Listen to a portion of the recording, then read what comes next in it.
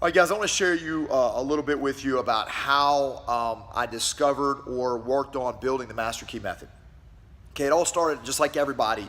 Started doing jiu-jitsu, fell in love, learning under an instructor, great teacher, great association, a little bit of frustration because it was so much to learn. I mean, it was just so frustrating that as you learned and got better at things, there was more material to take in.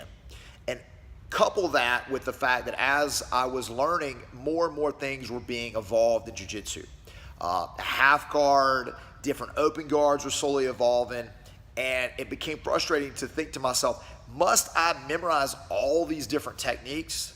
And in memorizing, do I have to now drill them all? And I thought to myself, how are these guys so good that are doing this at the highest level? I mean, are they not sleeping? I mean, do they have jobs? And some of them, their job is jiu-jitsu, and I get that. But at the same time, they have to be doing something different than learning these techniques and then drilling them and then trying to apply them in sparring, and then whatever that person does to counter, they got to be doing something else. So I got really frustrated. By this time, I was a brown belt, and I would do okay in like local tournaments. You know, I'd do okay. I would win some, lose some. I'd have a couple matches, do well. And then I would go to the international tournaments, the big tournaments, the Pan Ams, really before the Opens. But like, I'd go to the Pan Ams and not so much get slaughtered, but I'd have a really hard time. I could score a point here or there, but ultimately I would lose the match, right? I would lose the match. And I had such a hard time. It's so frustrating. So the last time I went in 2009, I went to the Pan Ams. And I spent a week out there training at schools in the San Diego area and the LA area. I went out there and I was training with these guys. And, you know, the brown belts I could kind of hang with, no problem. These guys were different, varying levels like every school. Obviously, the highly competitive ones, the ones that were like a threat in the international tournaments, man, they were doing something a little bit different than I was doing. They didn't seem that they had this kind of hang up in applying the jiu-jitsu that they knew. The black belts don't even get me started. Like the high level black belts, they were massacring me. It was not even close. It was almost like I don't even know jiu-jitsu at all. You want to talk about frustrating? Horribly frustrating. Now keep in mind, I was coming from a school that had international competitors. We had guys that won at Pan Ams. We had guys that had, won international events, international masters and seniors. They had done these things, they had been in this thing. So it wasn't like I didn't have training partners, but it was so frustrating because it was like this flow chart in my mind. How I learned jiu-jitsu is like I couldn't get my flow chart. Like the guy does this, then you do this, if he does that, then you do this.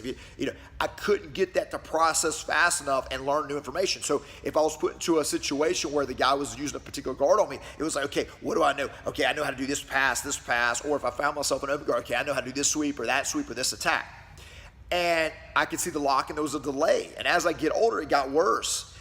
And I was like really frustrated when I learned this art.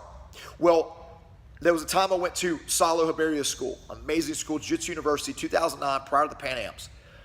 There was all kind of heavy hitters at the time. Royler Gracie was there, Rafael Lovato was there, Zach Maxwell was there, Brown by the time. Cron had come in and did some training separately. So I spent a week out there training, and what I noticed was there was a time when Lovato had an issue with a position from a tournament the weekend before.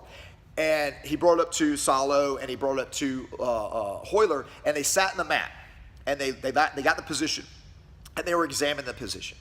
They were like, okay, so did the guy have his weight here? Okay, had his weight here. Okay, so what you need to do is here, you need to make sure you feel the weight right here. And they were examining the structure of jiu-jitsu. They were learning jiu-jitsu. They were discovering based on certain things they already understood about the position, already understood about how the body moves. And I was in shock.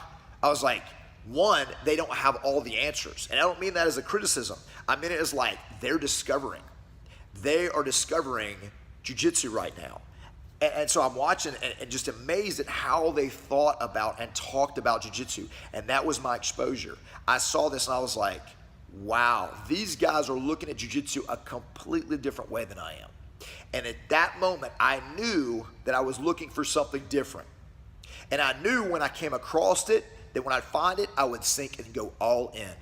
And that's what happened. About a year later, some of my students went and dropped in another gym, and it was actually local in the DC area at Tony Passo's school. And Tony Passos, if you don't know him, is an amazing coach, unbelievable his ability to translate jiu-jitsu and the principles of jiu-jitsu to your game, to anybody's game. Amazing guy. If you have the ability, go and train with him. So I immediately, when I saw this, and I went and trained this guy, and he mastered me. I mean, destroyed me like those guys were doing.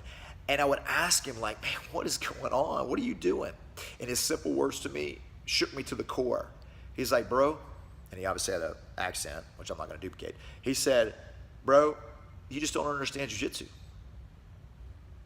And I was like, what? Like, I mean, there's a little bit of offense there, but what could I say? He's massacring me. There's nothing I could do. And he was doing things that I'd never seen before. Like, he was not even trying really, and it was crazy. And we're basically the same weight, and I was maybe 4 years older than him, but that's nothing, you know, in the scale of things. And he goes, you understand jiu-jitsu technique, but you don't understand jiu-jitsu. And that had me. That grabbed me. I was like, okay, I understand this. And for the next about year and a half, I received a beating about 3 days a week trying to understand this jiu-jitsu. Now, there's a language barrier. He was not, you know, English was not his first language, so there was a little, you know, wording. And so I just asked, why, what, why, how, what, why. Every day we train. I mean, we're talking about brutality, train. And then after we talk about it, he started talking about jiu-jitsu. He talked about it in a way I'd never heard anybody talk before, talking principles and body mechanics and positional changes. And I was just floored. He never once talked about, you know, how I'd seen people talk on DVDs and how I'd seen people talk in seminars and how I'd seen people talk in group classes I've been a part of. Nothing. And no matter where I visited all over the U.S., right? Never did I see that happen. And he was doing that. It blew my mind. So much so that I was like, I'm all in. I've got to learn this. And he taught a language about jiu-jitsu that was completely unique to anything I'd ever seen before. And it's that language that I put into a system. That understanding I put into a system to help it, because that's my gift. My gift is I'm an instructor. I'm a good instructor. I take the unknown, I take the known, and I make you be able to understand it. That's what I do. That is my gift. That ability to translate information from being the known to the unknown and the unknown to the known. And that's what I bring to the table. That's the Master Key Method. It will blow your mind. I can't wait to share it with you.